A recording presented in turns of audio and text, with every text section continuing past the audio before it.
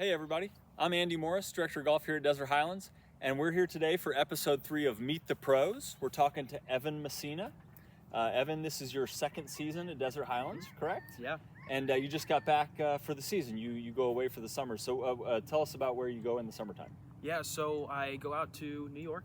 I work at Fisher's Island Club, which is on its own secluded island, only accessible by ferry. And so for the entire 6 months that I'm there, I am on the island. I only leave 3 times, and there's nothing much there, so it's kind of roughing it for a bit. It's a little different than living in Scottsdale, Yeah. where there's tons of things to do and, Oh, yeah. And lots of fun stuff. So, well, we're happy to have you. That's a great fit. You got kind of winter time out here in the desert and summertime in the Northeast. That's great.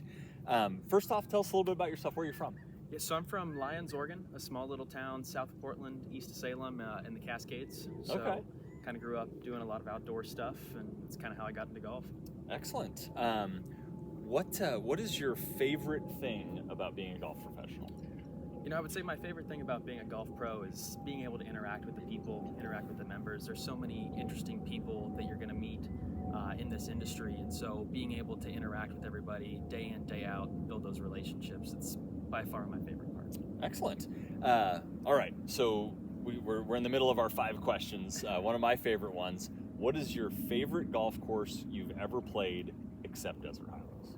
I would say my favorite course I've ever played, except Desert Highlands, would be Fisher's Island Club. There's nothing that beats the views on every single hole. It just keeps on giving no matter what. It's tough to beat. That's Seth Rayner, It if is. I recall. Yep. When was it built? 1926. So it's vintage. It's a vintage, little older yeah, than we're one of the older courses here in Scottsdale, but that's Yeah. a whole lot older than we are. Yeah. So talking more about Desert Highlands, what is your favorite hole here at DH? I would say number 12. Why is that? Just because last year I was out playing with Kent and I got a hole-in-one. So Oh, yeah, excellent. yeah. So I mean, it's tough to kind of have anything other than It's that. hard to beat that. Well, you're the other 2 people in episodes 1 and 2. Everyone had been on hole 14. That's the signature Okay, hole yeah, here. So now yeah. we have some variety. We've got a Yeah. hole 12 in there. All right, the best golf shot you've ever hit in your life.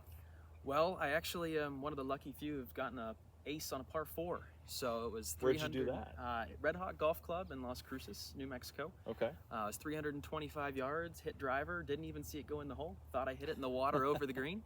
And then the guys pulled the ball out of the hole for me. So I was like, Wow. all right, cool. That's awesome. Did you have to buy drinks? I Were did. you over 21 in college? I was, and I was playing in Men's Day. So it Ah. was tough. It was a tough scene.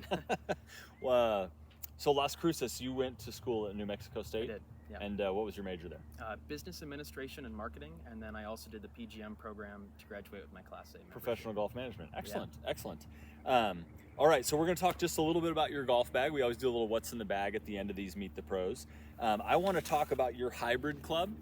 So before we started filming today, Evan said this is his least favorite club in the bag. He didn't want to talk about it, so we're talking about it. So tell me about this hybrid. Why don't you like it? Well, it's just not necessarily the right club for me.